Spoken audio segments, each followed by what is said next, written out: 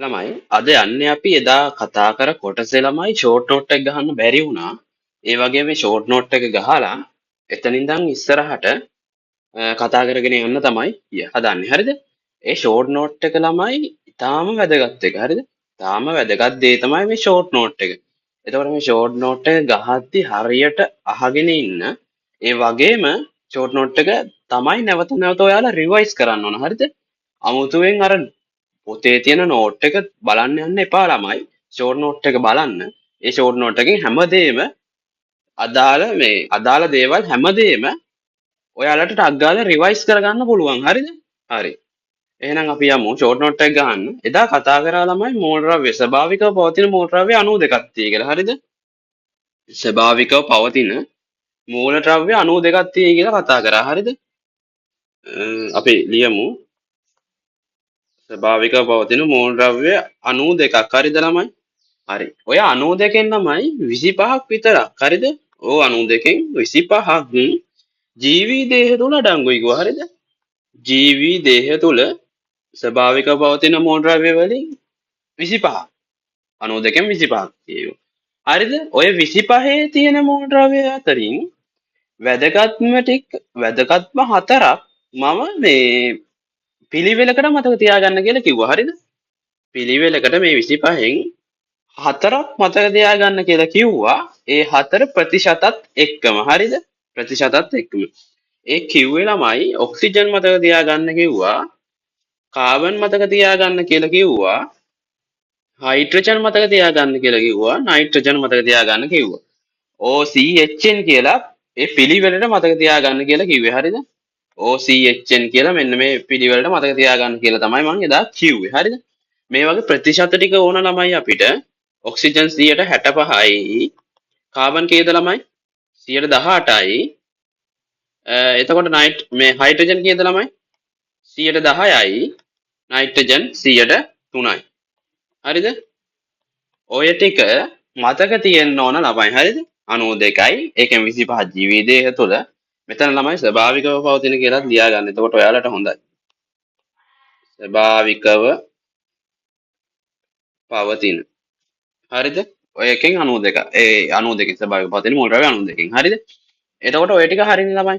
ඔතන එකතුව ගත්තම ළමයි 96යි. හරිද? 96ක් තියෙනවා. හරිද? එතකොට තව ඉතුරු වුණා ළමයි 104ක්. හරිද? ඒ ඔය වෙනත් මෝල් ද්‍රව්‍ය ටික තමයි ඔය 104 යටතේ තියෙන්නේ. හරිද? වෙනත් මෝල් ද්‍රව්‍ය ටික තමයි ඔය 104 තියෙන්නේ. හරිද? වෙනත් 104යි. හරිද? ඔය 104 තියෙන මෝල් ද්‍රව්‍ය වලින් වැදගත්ම හරිද? ඔයාලට මතක තියාගන්න ඕන මූල ද්‍රව්‍ය 8ක් කිව්වා. හරිද? කීයක්ද 8ක්? ඒවා ආයෙ ළමයි කටපාඩමේ තියෙන්න ඕන. හරිද? මූල ද්‍රව්‍ය 8ක් කිව්වා. ඒ ටික මතක තියාගන්න මම පිළිවෙලක් කිව්වා ළමයි. ඔයාලා හදපු පිළිවෙලවල් නෙවෙයි මම වෙනම පිළිවෙලක් ඔයාලට කිව්වා මේ පිළිවෙලට මතක තියාගන්න කියලා. හරිද?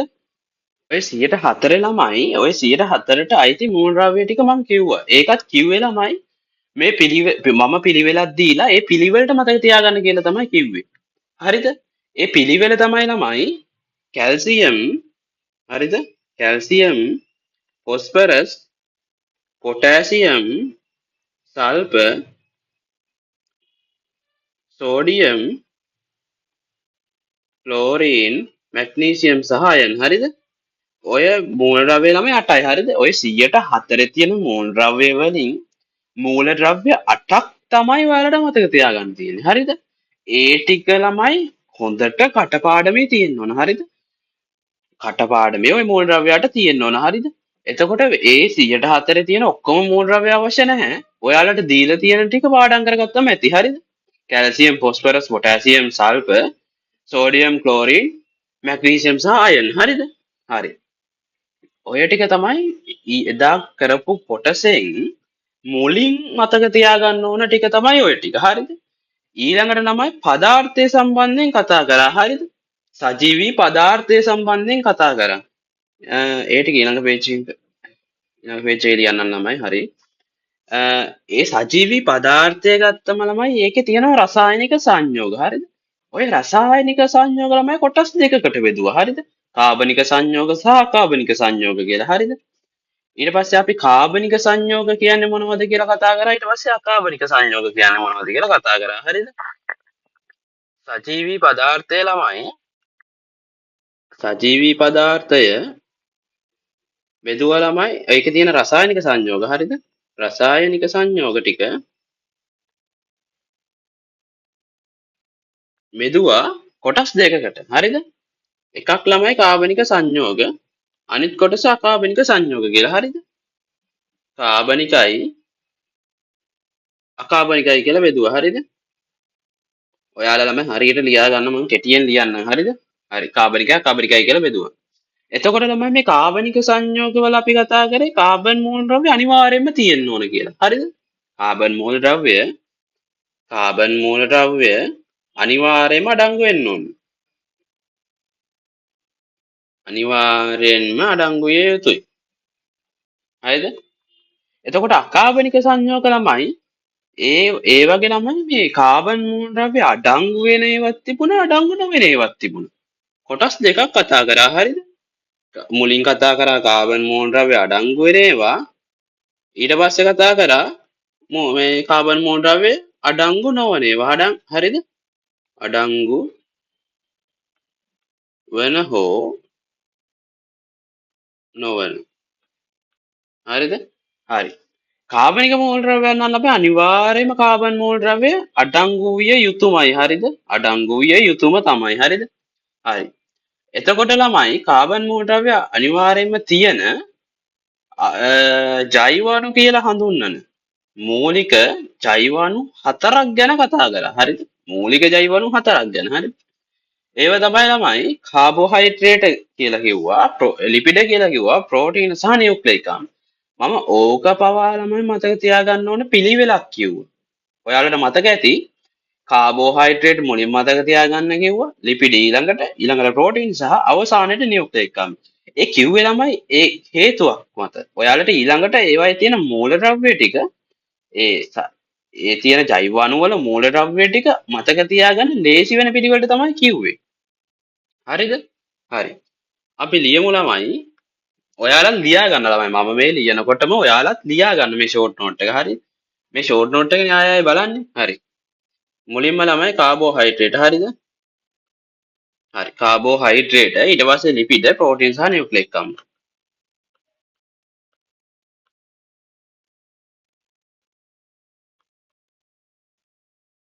ලිපිඩ දෙවැනියට ලිපිඩ, තුන්වෙනියට ප්‍රෝටීන, අවසානට ළමයි නියුක්ලියික ආම්ල. හරිද? මේවා ළමයි ඉගැන්නුවට පස්සේ බලන්න මතක තියෙන්න ඕන. හරිද? මේවා මේ ආයෙ දැන් ළමයි මේක රිවිෂන් එකෙන් පස්සේ ආයෙ අහුවෙන තැනක් නැහැ ඉතින්. ආයෙ ඉතින් කෙලින්ම එක්සෑම් එකේ තමයි අහුවෙන්නේ. හරිද? එක්සෑම් පේපරේ තමයි අහුවෙන්නේ ඔයාලට. හරි. ක්ලාස් එකේ පේපර්ස් ටිකේ අහුවෙනවා. ඒ ඇරෙන්න නම් අහුවෙන තැනක් නැහැ. ඉතින් ආයෙ පාඩම් කරගන්න කියලා එහෙම නැහැ. ඉතින් තමන්ම මේවා රිවයිස් කරගන්න ඕන මේ එක්සෑම් එකට යනකම් නැවත පේපර්ස් වලින් අහුවෙනවා. එතකොට පේපර්ස් වලින් කරනකොට මතක් වෙනවා. ඒ ඇරෙන්න ළමයි මේ ෂෝට් නෝට් කොටස් ටික මේ ගහලා දෙන කොටස් ටික ළමයි මතක තියාගන්න ඕන. හරිද? හරි. මේ වගේ මේ අඩංගු මේ මූල ද්‍රව්‍ය ටික කතා කරා ළමයි කාබෝහයිඩ්‍රේට් වල කාබන් හයිඩ්‍රජන් සහ ඔක්සිජන් මේවා කැපිටල් ළමයි අකුරු. හරිද? කාබන් හයිඩ්‍රජන් සහ ඔක්සිජන් අඩංගු විකුවා. ලිපිඩ වල ළමයි ඔය ටිකම තමයි කාබන් හයිඩ්‍රජන් සහ ඔක්සිජන්. ඒ කාබෝහයිඩ්‍රේට් වලයි ලිපිඩ වලයි අඩංගු මූල ද්‍රව්‍ය සංයුතිය එකයි ළමයි. හරිද? හරි. මම කිව්වා ළමයි ඔය ඒ කාබන් හයිඩ්‍රජන් ඔක්සිජන් කියන මූල ද්‍රව්‍ය සංයුතිය මේ ඔක්කොටම ලියා ගන්න කියලා. හරිද? අමතරේව පස්සේ දාගමු අපි. අඩුපාඩු ඒවා. හරිද? අඩුම ඔයාලට 3ක් මතකයිනේ ඔක්කොගෙම තියෙන. හරි. ඊට පස්සේ ළමයි මම කිව්වා ප්‍රෝටීනව ගත්තම ප්‍රෝටීන වල තව දෙකක් තියෙනවා. නියුක්ලියික අම්ලවල තව දෙකක් තියෙනවා. හැබැයි ඒවා තියෙන විදිය පොඩ්ඩක් වෙනසක් තියෙනවා ළමයි. හරි. ප්‍රෝටීන වල ළමයි නයිට්‍රජන් කියන මූල ද්‍රව්‍ය තියෙනවා. හරිද? නයිට්‍රජන්. මම ඔය පොඩ්ඩක් වෙන පාටකින් ලියන්න ළමයි. මොකද මේ එතකොට මේ ටික කැපිලා පේනවනේ. හරි. නයිට්‍රජන් තියෙයි කියලා කිව්වා. හැබැයි ළමයි සල්ප තියෙන්නේ සුළු වශයෙන්. හරිද? සල්ප සුළු වශයෙන් සල්ප තමයි තියෙන්නේ. නැතුව අනිවාර්යයෙන්ම සල්ප මේ ගොඩාක් තියෙනවා කාබන් හයිඩ්‍රජන් ඔක්සිජන් සහ නයිට්‍රජන් ගානටම තියෙයි කියලා හිතන්න එපා. සුළු වශයෙන් සල්ප තියෙනවා ප්‍රෝටීන් වල. හරි. ඊට පස්සේ ළමයි ඊළඟට ළමයි නියුක්ලික් අම්ල ගත්තම ඒකෙත් තව දෙකක් අන්තර්ගතයි. නයිට්‍රජන් සහ හරිද? ෆොස්ෆරස් කියන ඒවා. හරිද? හරි ෆොස්ෆරස්. මේක ළමයි මෙහෙම මතක තියාගන්න. හරිද? කාබන් හයිඩ්‍රජන් ඔක්සිජන් ඔක්කොටම දාගත්තනේ ළමයි. ඔයාලා මේ කාබන් හයිඩ්‍රජන් ඔක්සිජන් කියන එක මේ ඔක්කොටම දාගත්තා. හරිද? ඊට පස්සේ ප්‍රෝටීන් සහ නියුක්ලික් අම්ල යටම දෙකට ළමයි ආයේ නයිට්‍රජන් දෙකක් දාගන්න. මේ තියෙන නයිට්‍රජන් දෙකක් දාගන්න. හරිද? ඊට පස්සේ ඊළඟට ළමයි SP කියන එකනේ මේ දාගන්න තියෙන සුළු වශයෙන් සල්ප. ඊට පස්සේ මේ ෆොස්ෆරස් නියුක්ලික් අම්ල වල ෆොස්ෆරස් දාගන්නයි.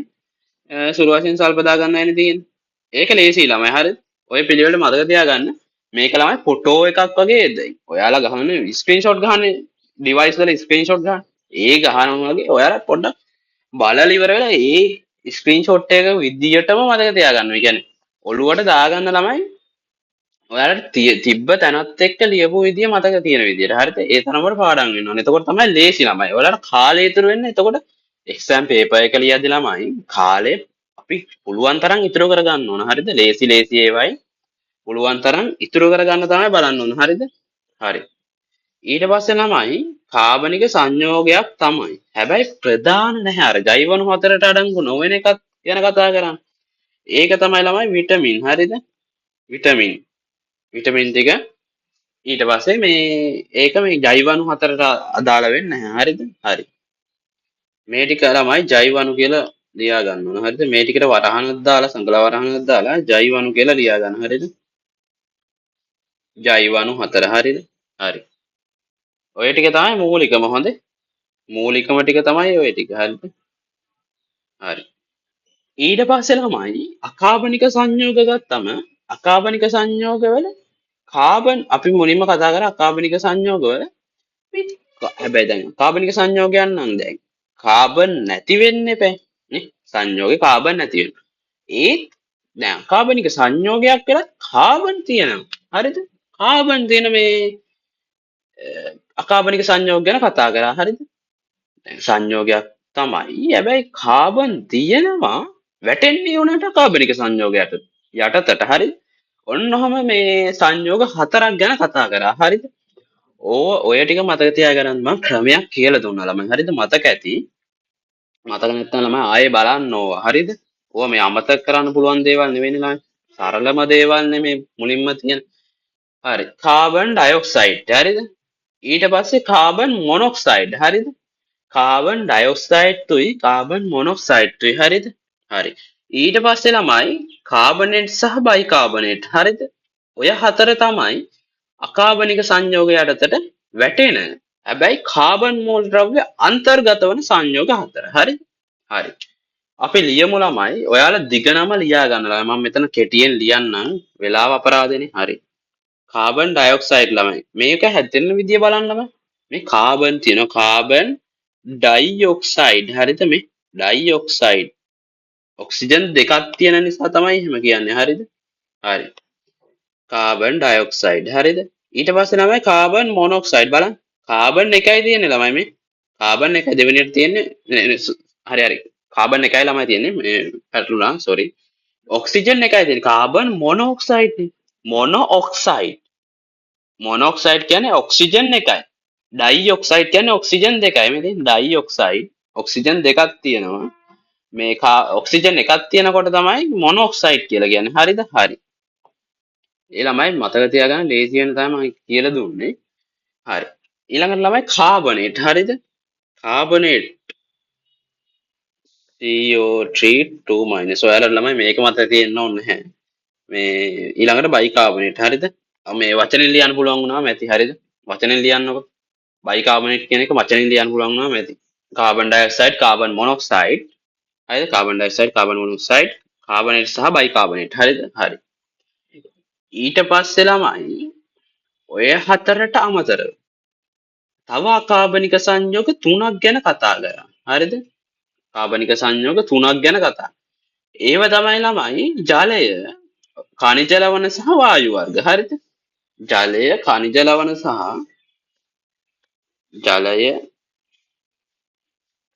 khනිජ ලවණ සහ වායු වර්ග හරිද? ඔය ටිකත් මතක තියෙන්න ඕන ළමයි හරිද? හරි. ඔච්චරයිනේ ළමයි. ඔච්චරයි. සරලව කිව්වොත් ඔච්චරයි. ඔය ටික මතක තියාගන්නකො. ඔය ටික මතක තියාගන්න. එතකොට ලේසියිනේ ළමයි එක්සෑම් එක මෙන්න මේ ටිකයි. ඊට පස්සේ මේ ටික මතක තියාගත්තම ඇති හරිද? හරි. ඔය ටික ළමයි ගත්තම ඔයාලට කටපාඩමේ තියෙන්න ඕන ටික තමයි මම ඔය ලිව්වේ හරිද? ලියලා කියලා දුන්නා හරිද? මේ ටික ළමයි මේ නම් ටික මතක තියාගන්න හොඳ. නම් ටික ලියා ගන්න. ඔයාලා නම් ටික මේ මතක තියාගත්තම ඇති ඒ ටික. මේ රසායනික සංකේත ටික අවශ්‍ය නැහැ හරිද? මේ පුළුවන් නම් ළමයි මතක තියාගන්න කාබන් ඩයොක්සයිඩ් තුයි කාබන් මොනොක්සයිඩ් තුයි ලීසිනේ. මේ දෙක ඉතින් ඔයාලට කොහොමද පුළුවන් දෙක? මේ දෙක පොඩ්ඩක් මතක තියාගන්න වෙනවා. ඉතින් මතක තියාගන්න කැමති නම් මතක තියාගන්න. නැත්තම් ඉස්සරහට කරනකොට කොහොමත් ඔය ටික මතක හිටියි. හරි. මේ ඔය ටික ළමයි දැන් ෂෝට් නෝට් එකනේ.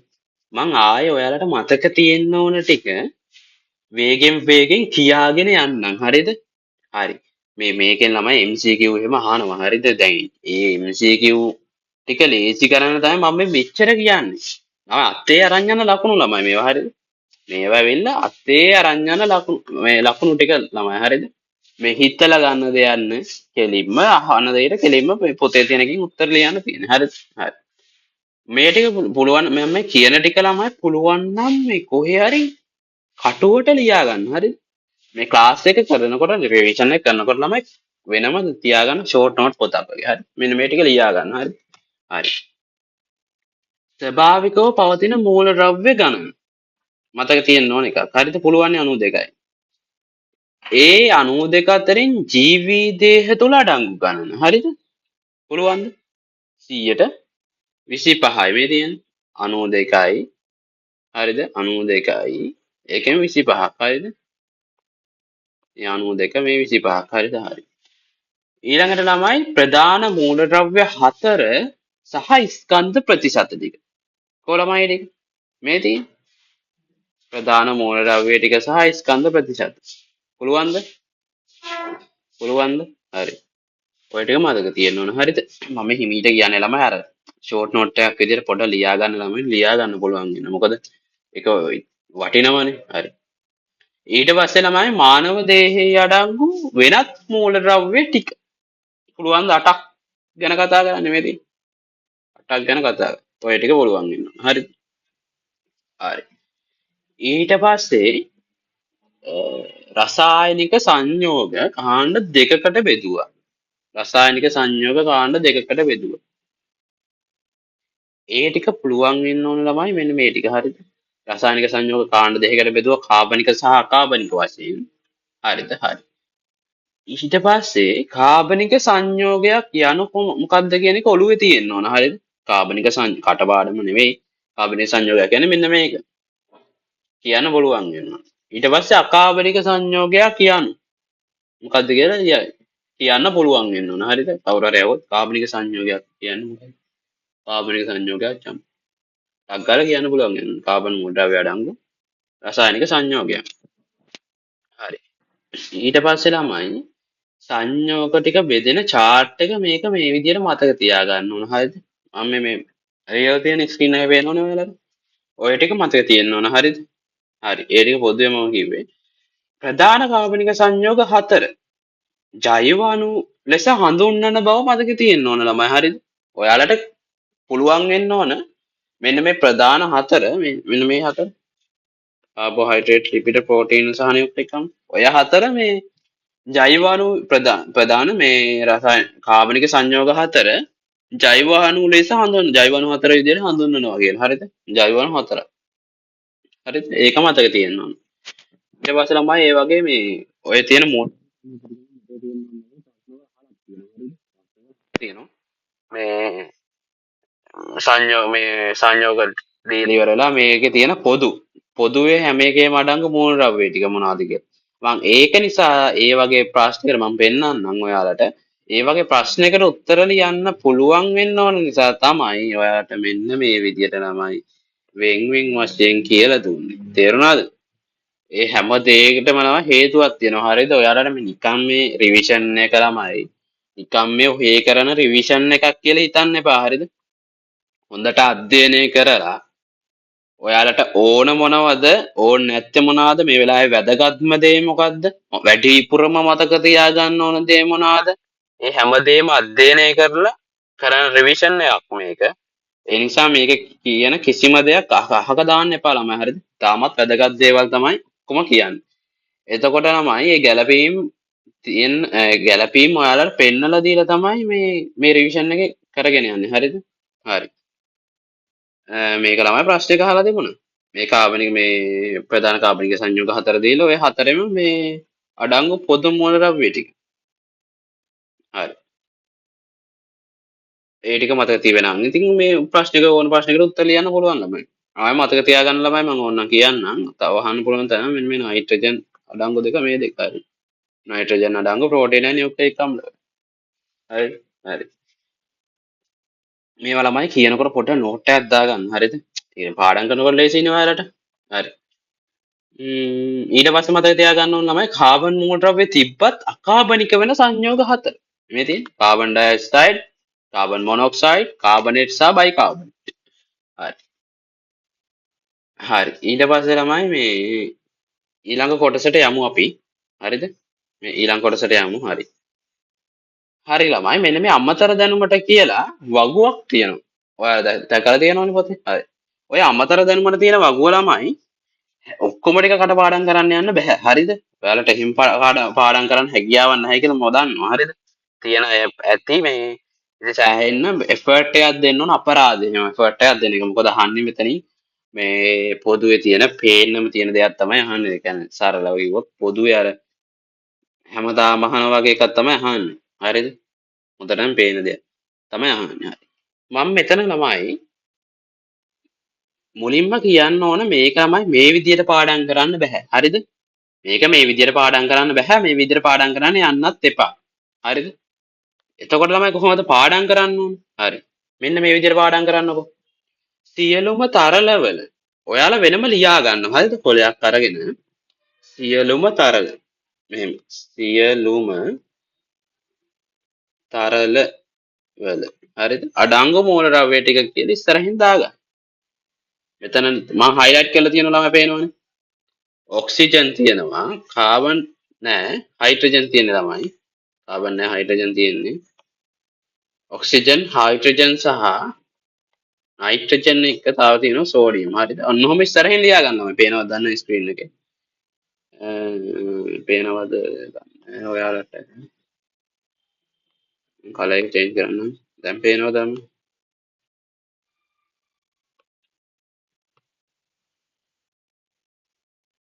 හරි ඕක දාන්න මේ හරිද හරි ඔක්සිජන් හයිඩ්‍රජන් නයිට්‍රජන් සහ සෝඩියම් හරිද ඔය ටික අන්න ඔය විදිහට ලියා ගන්න. ඊළඟ එක ආයෙ ලියා ගන්න. මෙන්න මේ සිරුරේ සෑම තැනකම. සිරුරේ සෑම තැනකම. හරි.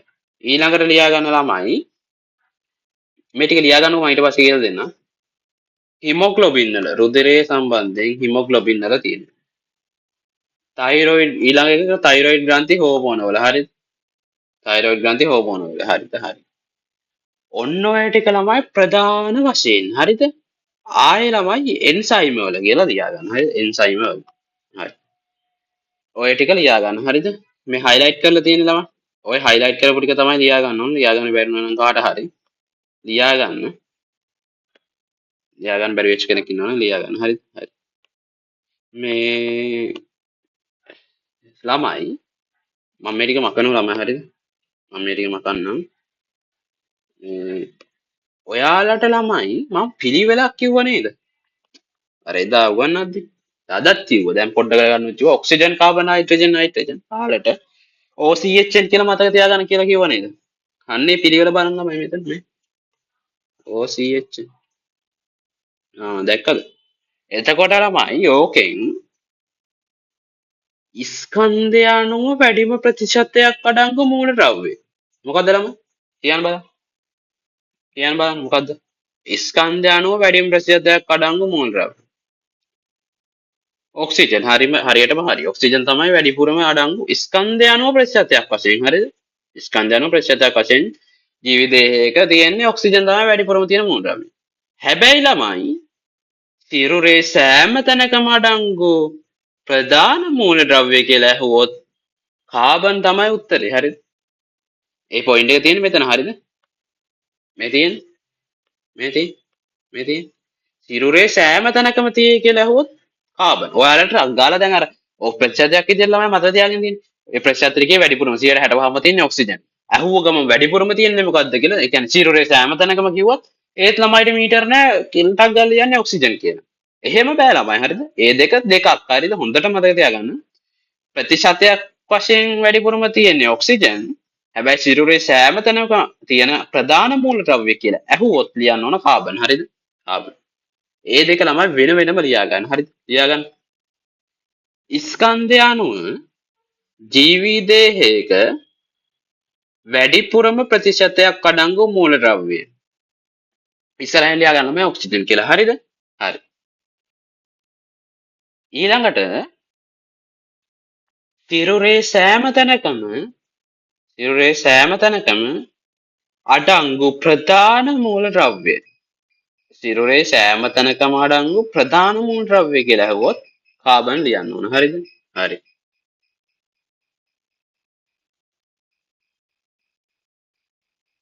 හරි.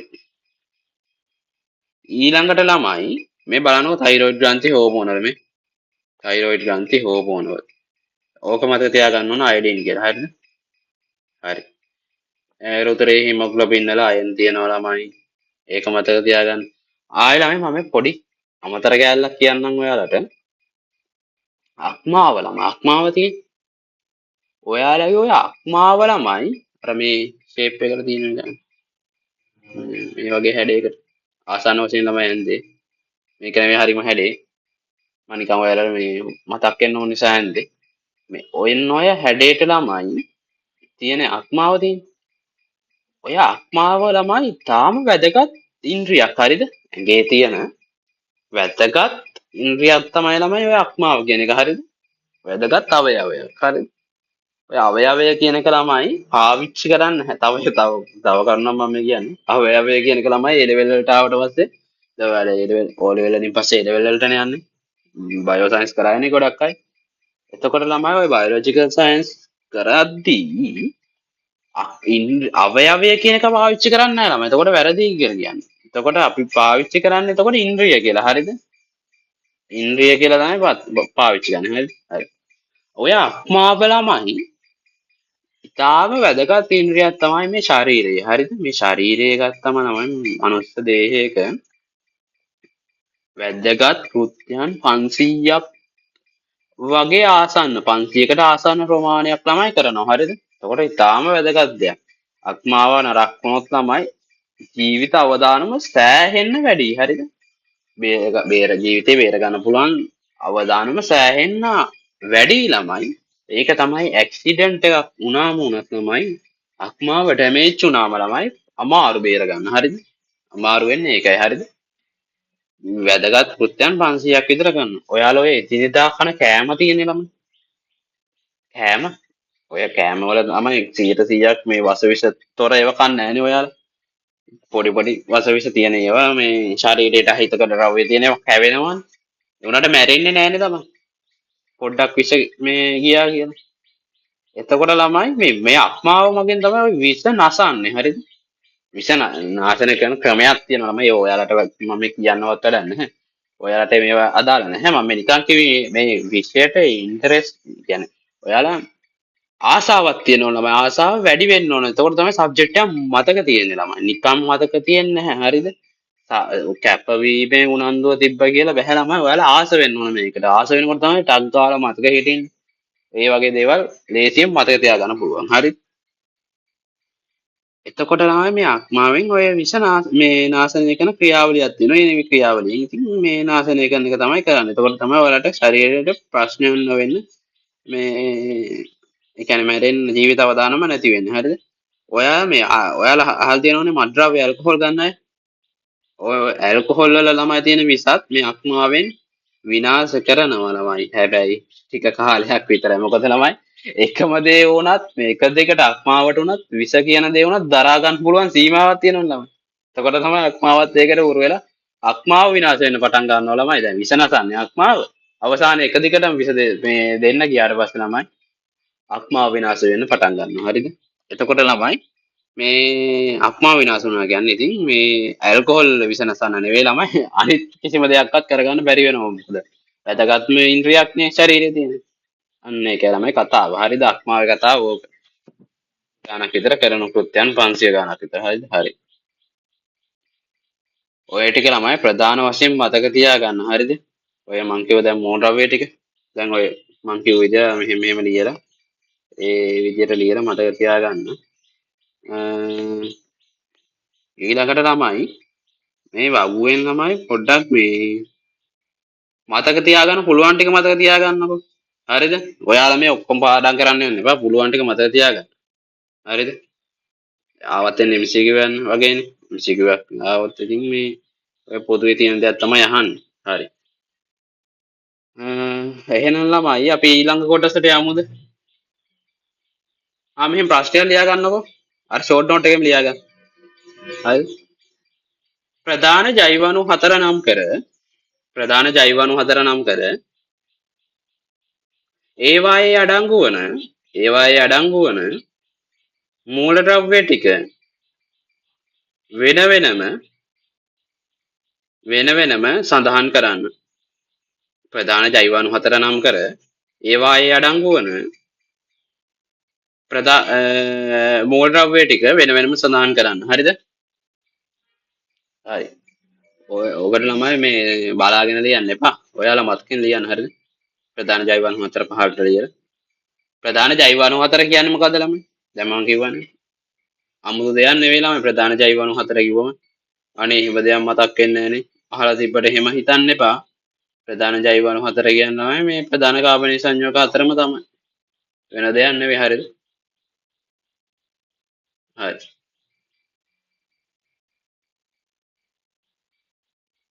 ඊළඟට ළමයි අපිට යන්න තියෙන කාබෝහයිඩ්‍රේට් වලට. හරිද? කාබෝහයිඩ්‍රේට් ගැන කතා කරන්න තියෙනවා. හරිද? ඔයාලා ළමයි දැන් ඔය කලින් කතන්දර ටික පොඩ්ඩක් පැත්තකින් තියන්න. ඒවා ආයේ රිවයිස් කරන වෙලාවට පොඩ්ඩක් මතක් ඔයාලා පාඩම් කරගන්න. හරිද? රිවයිස් කරගන්නකො පස්සේ පාඩම් කරන වෙලාවට. දැන් ළමයි කාබෝහයිඩ්‍රේට් මේක වෙනම කොටසක්. හරිද? වෙනම මාතෘකාවක් කලින් කතා කරපු ඒවා වගේ නෙවෙයි. කාබෝහයිඩ්‍රේට් වල මූලද්‍රව්‍ය සංයුති. දැන් ඔයාලා දන්නවා. හරිද? කාබෝහයිඩ්‍රේට් වල මූලද්‍රව්‍ය සංයුතිය නම් දන්නවා. කියන්න බලන්න ළමයි. මැසේජ් එකක් දාන්න. කාබෝහයිඩ්‍රේට් වල මූලද්‍රව්‍ය සංයුතිය හරියටම හරි. කාබන්, හයිඩ්‍රජන් සහ ඔක්සිජන්. මැසේජ් දාද්දි ළමයි ටක් ගාලා කෙටියෙන් දාන ළමයි අකුර වලින් දාන්නකො. ටයිප් කර කර ඉන්න වෙලාවක් නැහැ නේ. හරි. එතකොට ළමයි මේ දැන් මූලද්‍රව්‍ය සංයුතිය නම් ඉගෙනගෙන තියෙන්නේ. මේ කාබෝහයිඩ්‍රේට් ගැන තව ගොඩක් දේවල් ඉගෙන ගන්න තියෙනවා. හරිද? හරි. කාබෝහයිඩ්‍රේට් ගත්තම ළමයි මේ පෘථුවිය තියෙනවනේ. පෘථුවියේ වැඩිපුරම හොඳට අහගන්න ළමයි ફોකස් කරලා වැඩිපුරම තියෙන කාබනික සංයෝගය තමයි කාබෝහයිඩ්‍රේට්. දැන් මූලික කාබනික සංයෝග හතරක් කතා කරානේ. හරි. ඒ අතරින් පෘථුවියේ වැඩිපුරම අඩංගු කාබනික සංයෝගය කාබෝහයිඩ්‍රේට්. හරිද? කාබෝහයිඩ්‍රේට්. මේකේ මූලද්‍රව්‍ය සංයුතිය ගැන කතා කරන්න ඕන ළමයි. ඒක ගැන කතා කරන්න දෙයක් නැහැ. දැන් කතා කරලා ඉවරයි ළමයි. මොකද මේ ඔයාලට මේ ඒක කතා කරේ මං මීට කලින්. හරිද? කාබන්, හයිඩ්‍රජන් සහ ඔක්සිජන්. හැබැයි ළමයි ඔය මූලද්‍රව්‍ය සංයුතිය කතා කරාට කාබෝහයිඩ්‍රේට් වල හයිඩ්‍රජන් සහ ඔක්සිජන් අතර අනුපාතය. කාබෝහයිඩ්‍රේට් එකක් ගත්තාම ඒකේ තියෙන හයිඩ්‍රජන් සහ ඔක්සිජන් අතර අනුපාතය ළමයි. මේ තියෙන අනුපාතය ලියන්න මෙහෙම හයිඩ්‍රජන් සහ ඔක්සිජන් අතර. අනුපාතය ළමයි 2:1යි. ඔක මතක තියෙනවනේ. 2ට 1යි ළමයි. හරිද? 2ට 1යි. ඒක මතක තියෙනවා. මේ අනුපාතයක් ලියන්නේ ළමයි මම පොඩි තැන ඉඳන් මේ කියන්නේ ඔයාලට. හරිද? ඔයාලා මේව දැනගෙන ඉන්න ඕන දේවල්. ඔයාලා හිතන්න ළමයි හයිඩ්‍රජන් සහ ඔක්සිජන් අතර අනුපාතය මේ විදිහට ලියන්න. එතකොට ළමයි නයිට්‍රජන් සහ ඔක්සිජන් අතර අනුපාතය කියන්නේ. එතකොට ලියන්නේ කොහොමද? ඔය මුලින් කියන එක තමයි මුලින් කියන මූල ද්‍රව්‍ය තමයි මුලින් ලියන්නේ. නයිට්‍රජන් සහ ඔක්සිජන් අතර. එතකොට හයිඩ්‍රජන් සහ කාබන් අතර අනුපාතය කියවන හයිඩ්‍රජන් සහ කාබන්. මේ මුලින් ලියන්නේ තමයි ඒක. හරිද? මාරු කරන්න නම් එපා ළමයි. හරිද? මාරු කරොත් එහෙම වැරදි අනුපාතය. හරිද? හරි. හයිඩ්‍රජන් සහ ඔක්සිජන් අතර අනුපාතය 2:1යි. මේ තියෙන්නේ 2:1යි. හරිද? හරි. ඊට පස්සේ ළමයි පොදු අණුක සූත්‍රයක් තියෙන මේ කාබෝහයිඩ්‍රේට් වලට. හරිද? මුළු කාබෝහයිඩ්‍රේට් ඔක්කොටම මේ සූත්‍රය තමයි යන්නේ. හරිද? ඔය සූත්‍රය ළමයි මේ තියෙන්නේ ළමයි පේන්න කාබෝහයිඩ්‍රේට් වල පොදු අණුක සූත්‍රය කියලාම තියෙනවා. හරිද? highlight කරලාම තියෙනවා. ඔක මතක තියෙන්න ඕන ළමයි. හරිද? ඔක මතක තියෙන්න ඕන ළමයි. පොදු අණුක සූත්‍රය. හරිද? මේකට දැම්මම ළමයි මේ ඕන මේ කාබෝහයිඩ්‍රේට් එක මේ කාබෝහයිඩ්‍රේට් වල මේ පොදු අණුක සූත්‍රය කියන්නේ පොදුවේ කියන්නේ හැම එකටම ගැලපෙන විදිහට තමයි හදලා තියෙන්නේ. එතකොට මේ හැම කාබෝහයිඩ්‍රේට් එක මේ සූත්‍රයම මේකට ගැලපෙනවා ළමයි. හරිද? දැම්මම එනවා. හරිද? කාබන් හයිඩ්‍රජන් සහ ඔක්සිජන් ගාන දැම්මම පස්සේ එනවා. හරිද? හරි. එතකොට ළමයි ඊළඟට මම කියන්න ඕන ඔයාලට මේ මෙතන x සහ y ඔයාලට පේනවද? highlight කරනවා. x කියලා එකක් තියෙනවා මෙතන y කියලා එකක් තියෙනවා පේනවා. ඔය විචල්්‍ය පද දෙක ගන්න ළමයි. ඔය දෙකනේ වෙනස් වෙන්නේ.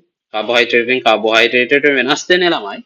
පොදු අණුක සූත්‍රය ඔන්න xy කියන පද දෙක. ඔය xy කියන දෙක ළමයි x සමානයි y වෙන්නත් පුළුවන්. හරිද? හෝ x අසමානයි y වෙන්නත් පුළුවන්. එතකොට ළමයි දෙකටම ගැලපෙන විදිහට ළමයි තමයි මේ පොදු අණුක සූත්‍රය දීලා තියෙන්නේ. x සමානයි y වෙන අවස්ථා තියෙන නිසා විතරක් ළමයි මෙහෙම දෙන්න බෑනේ. cx H2OX මේ x ඒ කියන්නේ දෙකටම ඉන්නේ එකම සමාන අගයන් එන වෙලාවට නිසා හිම සූත්‍රයකයි ආයේ මේ අසමාන අගයන් එන නිසා තව සූත්‍රයක දෙන්න බැරි නිසා තමයි ළමයි xy කියලා විචාල්‍ය පද දෙකක් දීලා තියෙන්නේ. හරිද?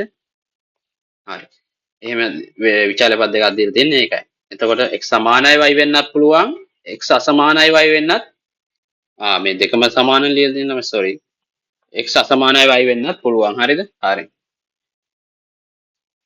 කාබෝහයිඩ්‍රේට් වල මූලික ටික ඔය ටික තමයි. හරිද? කාබෝහයිඩ්‍රේට් මේ පෘථුවියේ තියෙන මේ ආය කියන්නේ ළමයි එකපාරක් කිව්වට උඹලගේ ඔළුවට යන්නේ නැහැ.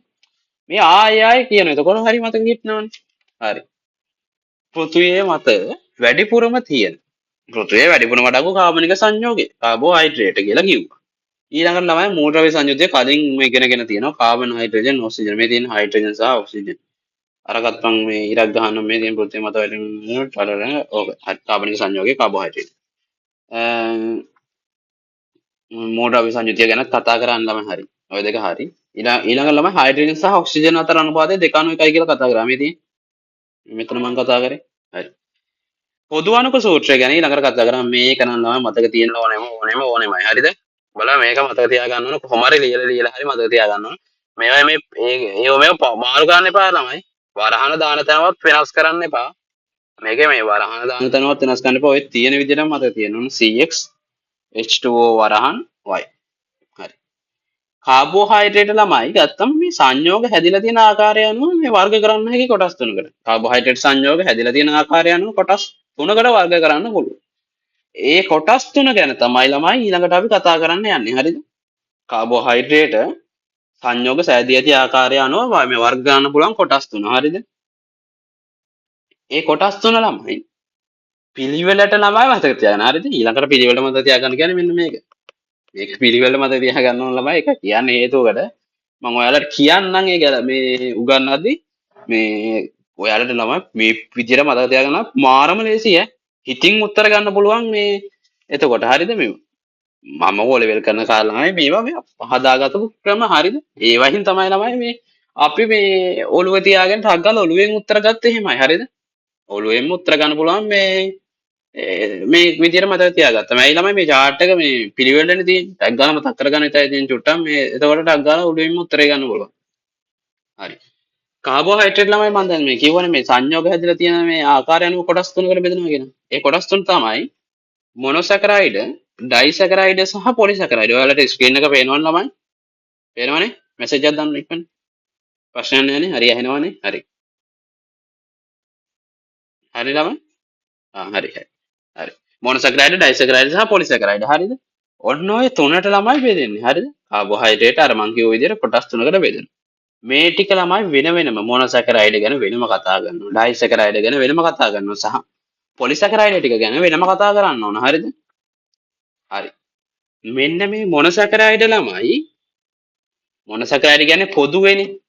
මොනොසැකරයිඩ් කියන්නේ පොදුවේ. එතකොට ඔය මොනොසැකරයිඩ් යටතේ එනවා ළමයි ග්ලූකෝස්, ෆ්‍රුක්ටෝස් සහ ගැලැක්ටෝස්. මොනොසැකරයිඩ් වර්ග. මොනවද තමයි මොනොසැකරයිඩ් වර්ග? ග්ලූකෝස්, ෆ්‍රුක්ටෝස්, ගැලැක්ටෝස්. මේවා ළමයි මේ කටින් මේ කියන්නේ මේ කටට හුරු වෙන්න ඕන. කටින් කියලා කියලා හුරු වෙන්න ඕන ඔයාලගේ කටට. හරිද? ග්ලූකෝස්, ෆ්‍රුක්ටෝස් සහ ගැලැක්ටෝස්. හරිද? හරි. ඩයිසැකරයිඩ් ටික ළමයි මෝල්ටෝස්, සුක්‍රෝස් සහ ලැක්ටෝස්. හරිද? මෝල්ටෝස්, සුක්‍රෝස් සහ ලැක්ටෝස්. මේ ළමයි මෙන්න මේ පිළිවෙලට මතක තියාගන්න. හරිද? වෙන්නේ